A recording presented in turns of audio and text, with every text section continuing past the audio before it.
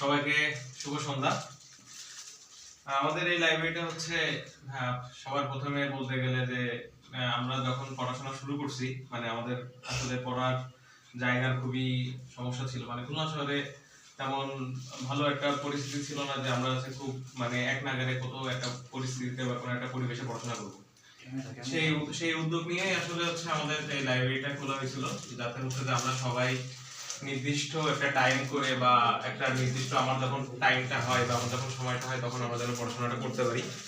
আর সেই উদ্যোগটা নেওয়াটা খুবই কঠিন একটা অবস্থা ছিল। আমরা অন্তত অনেকেই চিন্তা করছিলাম যে এটা আমরা করতে পারবো কিনা। পরে সুজন এবং আমাদের দিদি তারা খুবই মানে নিজেদের মধ্যে খুব একটা ভালো সম্পর্ক এবং তাদের মধ্যে বোঝাপড়ার মাধ্যমে আসলে লাইব্রেরিটা তৈরি হয়েছিল, এবং তৈরি হওয়ার পরে এই লাইব্রেরিটা গুটি গুটি করে পার করে আজকের এই পর্যায়ে চলে আসছে।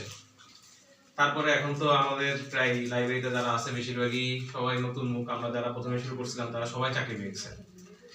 এখনকার যারা আছে সবাইকে বলবো যে আরো বেশি পড়াশোনা করে লাইব্রেরির মুখ যাতে সামনে আরো বেশি উজ্জ্বল করতে পারে।